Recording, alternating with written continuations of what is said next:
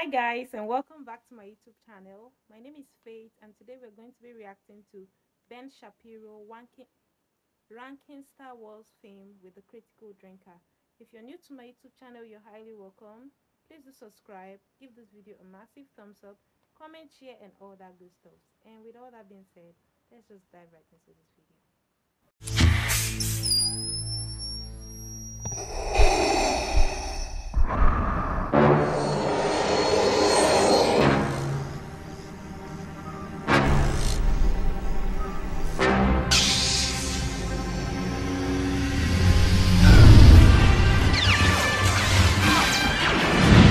Fun begins. Folks, we're here to talk about something light, something frothy, with Critical Drinker. Thanks for joining me. Cheers, sir. So, we're both Star Wars fans. I assume that you're a fan mostly of the original trilogy. Yeah, that's pretty much all we got left at this point. Yeah, so why don't we just start from the rankings of the Star Wars movies, and then we can just start ripping into Kathleen Kennedy and talk about how she's destroyed the entire universe and how they've wrecked some of the great IP ever created and all of that. Okay, so what's your number one? It's going to have to be Empire. Of course, Empire. Okay, so everyone agrees. Sorry, Empire. it's predictable, but... No, you're right. I mean, there's only one right answer to that particular question. Okay, so what's your number two? A New Hope. Okay, I'll agree with that as well. So, okay, and it's going to diverge somewhere in here. Okay, number three. Then it's going to be Return of the Jedi. Okay, so here I have sort of an internal battle. I love Return of the Jedi. The second half of Revenge of the Sith is great. The first half is a little bit of a mess. And I do have a peculiar liking for Rogue One.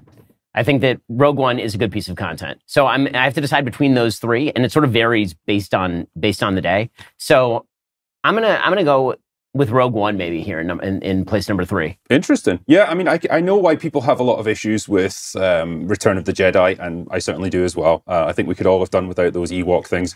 But for me, it's still up there just for all those big emotional payoffs. You know, Luke fighting Vader for the final time, the like climactic battle to destroy the Death Star. There's some incredible stuff there. So for me, it's still up there, but I definitely see why people have issues with it. And as for Rogue One, sure. I mean, I think we can all probably say it's the best movie that, or the best Disney Star Wars movie that's been made. And that's a pretty low bar, but they made one halfway decent with that. I'll give them that. Yeah, I mean, the kind of tie-in between they had at least respect for the series, which is the giant failure of Kathleen Kennedy, is that she decided to basically do what she accuses the Adam Driver character of doing, which is directly destroy all of the old IP and replace it with new IP for the sake of the new IP. That's basically all of the Kathleen Kennedy Star Wars universe. Okay, so what's your number four? Number four, it's probably going to be Revenge of the Sith.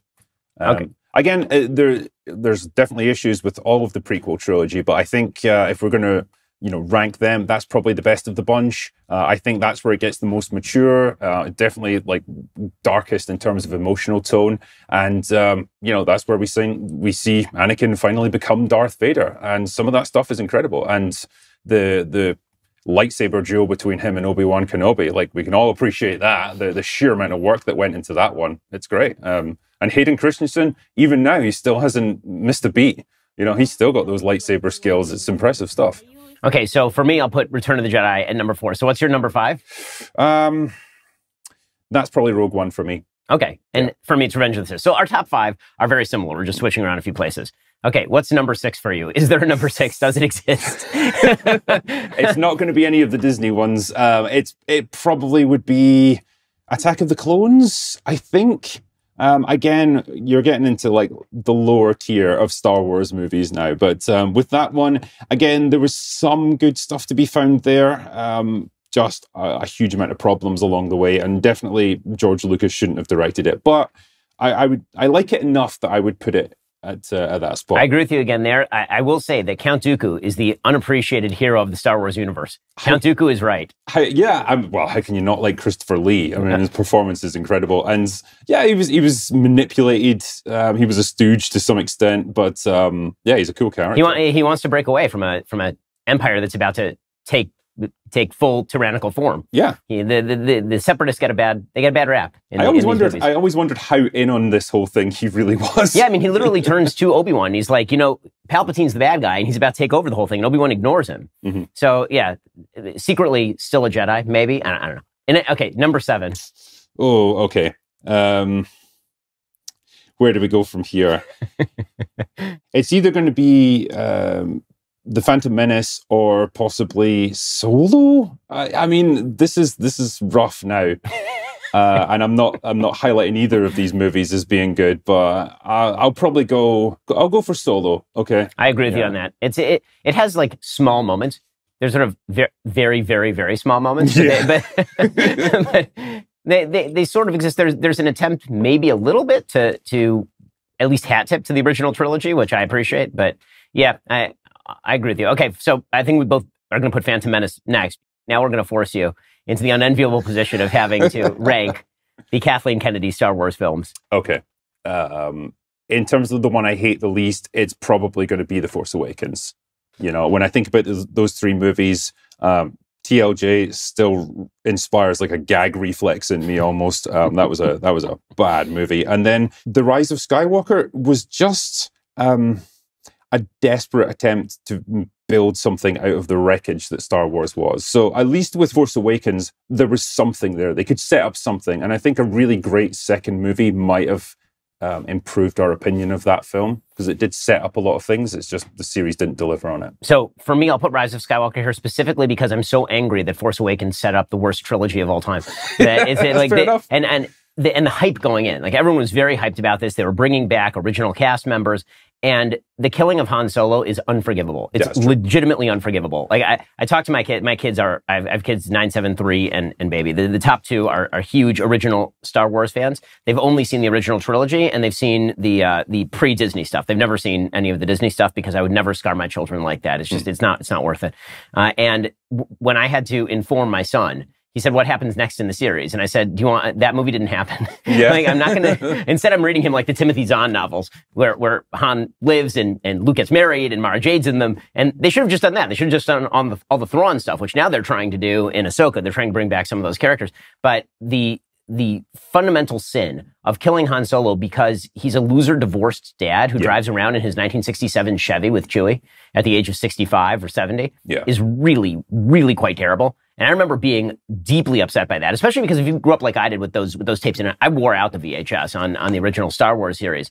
Han is by far the coolest character in the series. In fact, Han in Empire is an example of what I love about movies, which is competent people making good decisions. And even the bad guys are making good decisions in that movie, and the good guys are making good decisions in that movie. And it's just a matter of competent people doing things. And I feel so much of the movies now is reliant on people doing stupid things to get writers out of boxes that they've created for themselves and that are easily escapable. And so when you watch a lot of the new Star Wars movies, you can pick, I mean, I see you do it all the time on your videos, pick plot holes in these things apart so easily because the writing is so damned lazy. And so when I see that competence attacked to the extent that Han Solo is now an incompetent loser who really doesn't know what he's doing in any way, shape, or form in Force Awakens, then ends up being killed in the most predictable killing in all of the Star Wars universe.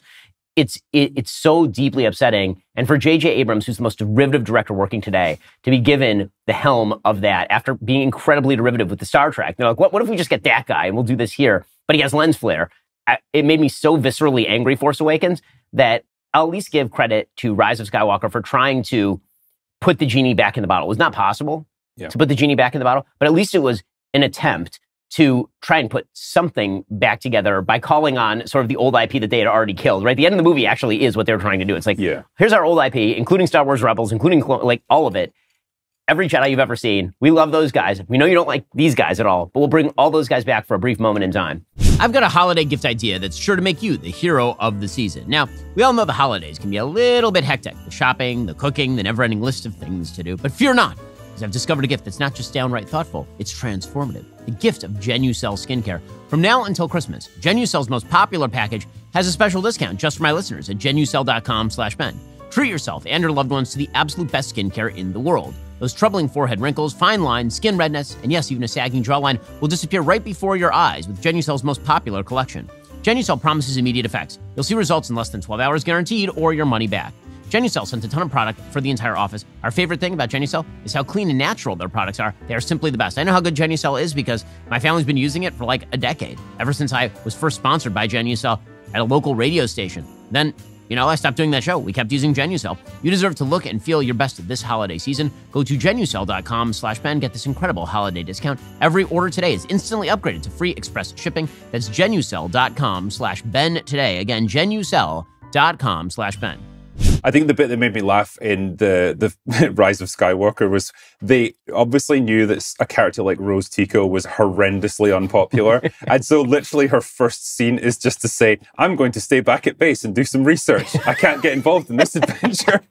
It's like J.J. Abrams just knew I can't have her in this movie. It is amazing the amount of flack you take online for saying that The Last Jedi is a terrible film, which it clearly is a terrible film. Yeah. And a fundamental betrayal of Luke Skywalker's character on every possible level. I mean, Luke Skywalker's entire transformation across the original trilogy is from whiny farm boy to hero of the galaxy who's saving everybody through self-sacrifice. And now he's right back to being whiny farm boy who milks aliens. Mark Hamill had the correct assessment of this when because he said this in interviews, he said to Rian Johnson, Ryan, I fundamentally disagree with every creative choice you've made about this character. You know, that's a nice way of putting it. I wouldn't be so diplomatic, but ultimately he had to play the character as it was written in the script. I guess he didn't have much of a choice, unless he just refuses to say the lines. But it was just so demoralizing to see in Last Jedi, because I went into it thinking, I'm pretty sure Luke's going to die in this one. I just hope they do him justice. I hope he's a heroic character. He goes on one last adventure and he goes out like an absolute boss. And we got the exact opposite throughout the whole movie. And it was so bad that it took a while for a lot of people to sink in. You almost walked out of the theater thinking, I wanted to like that because everyone's telling me it's great, but it doesn't make sense. And I feel really bad and downbeat. And then it's only later when you think about it more, you realize, no, this film was dumb. This film sucks. That can only come from the creators despising the audience and thinking and really not liking the audience. I get that feeling from Rian Johnson just generally. I don't think he likes his audience. I think that he thinks his audience is a bunch of rubes and morons and that he can basically just play tricks on them on a constant basis and that he will be respected and loved for it. I feel that way about the Knives Out series. I feel the same way about Last Jedi. I think with Last Jedi, he hated the mythos that had grown around Star Wars. He hated the fact that people loved what it represented, and he hated that, I guess, after decades of being a franchise, it was a little bit ossified in people's minds. And in his mind, he was going to shake things up by completely upending all the lore, all the characters you thought you knew. He was going to subvert the hell out of all of our expectations. And it was just a wannabe auteur director just completely going into business for himself. That's what that movie was. Essentially ended every major plot arc in the second movie in a trilogy. I mean, who does that? Who gets to do that? Apparently he does. Yeah, and also take all of the fundamental conceits of the films in the first place and completely destroy them. Mm-hmm. And everything from, there are certain people who are more force available, and there are other people who are not.